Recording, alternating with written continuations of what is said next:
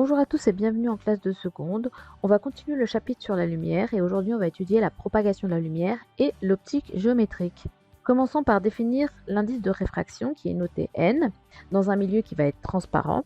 Et en fait, l'indice de réfraction est directement lié à la vitesse de déplacement de la lumière dans un milieu.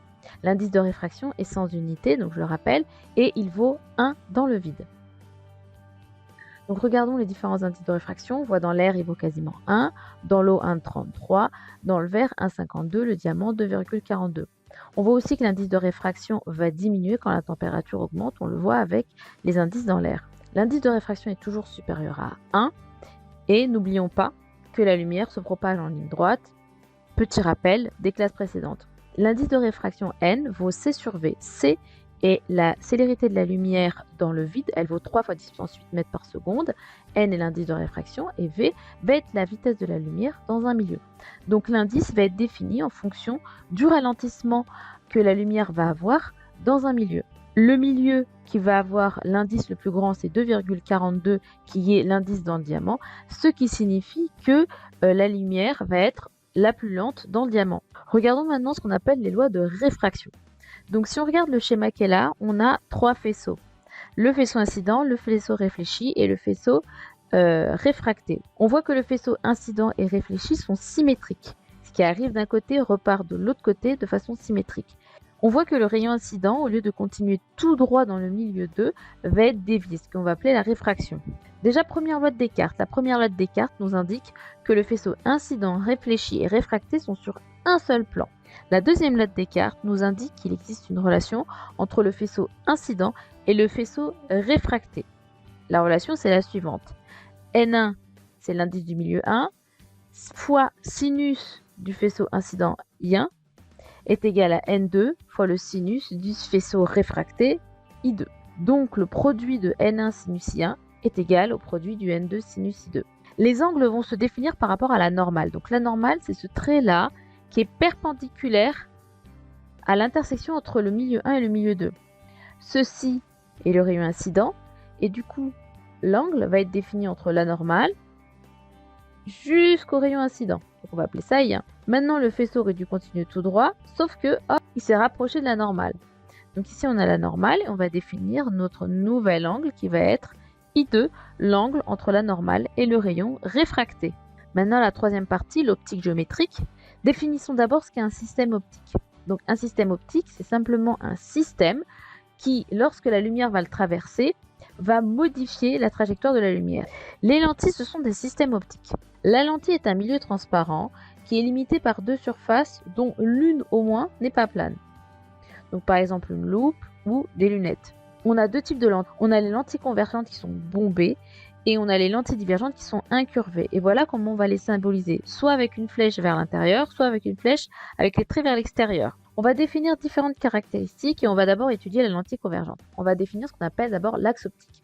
Donc si on dessine une lentille convergente, le plan de symétrie de cette lentille va s'appeler l'axe optique. Le centre optique, en fait, c'est juste le point d'intersection entre l'axe optique et la lentille. Donc en fait, c'est le milieu de la lentille, on va l'appeler O. Maintenant, il faut savoir que tout rayon qui passe par le centre optique n'est pas dévié. Il va continuer tout droit.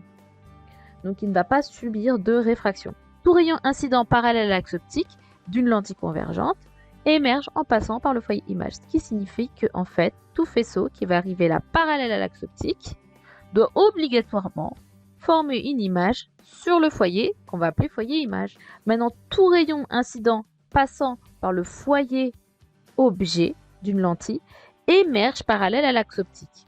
Donc tout élément ici qu'on va poser au niveau du foyer objet va émettre un faisceau lumineux qui va repartir parallèle à l'axe optique. Maintenant, il faut savoir que le foyer image et le foyer objet de part et d'autre sont symétriques. Donc j'ai la même distance entre FO et OF'.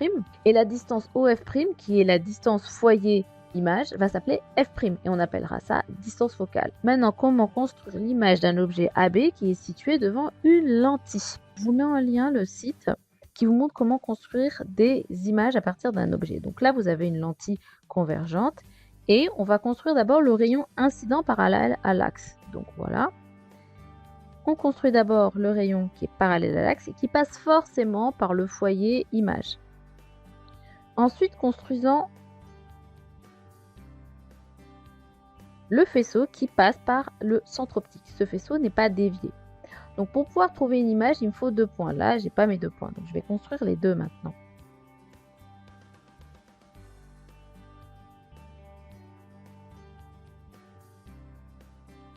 Et là, ce point d'intersection me donne en fait l'image de B, qu'on va appeler B'.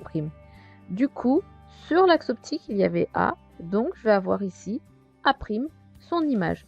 J'arrive donc à construire l'image de l'objet AB à travers la lentille convergente L. Il existe un dernier faisceau qui est celui-là. Je peux construire le faisceau lumineux qui est parallèle à l'axe optique et ce faisceau lumineux passera forcément par le foyer objet. Et j'arrive à revenir sur B. Et voilà ce qu'on obtient. Donc il faut pouvoir tracer ces 3 faisceaux. Celui qui est parallèle à l'axe optique, celui qui passe par le centre optique et celui qui est parallèle à l'axe optique mais du côté image. Dernière chose, on voit que AB et A'B' n'ont pas la même taille. Donc si on mesure AB et A'B', on va obtenir ce qu'on appelle le grandissement. Le grandissement, c'est le rapport des tailles entre A'B' et AB. Le grandissement qu'on appelle aussi gamma, c'est égal à A'B' sur AB. Merci beaucoup de m'avoir écouté et à bientôt.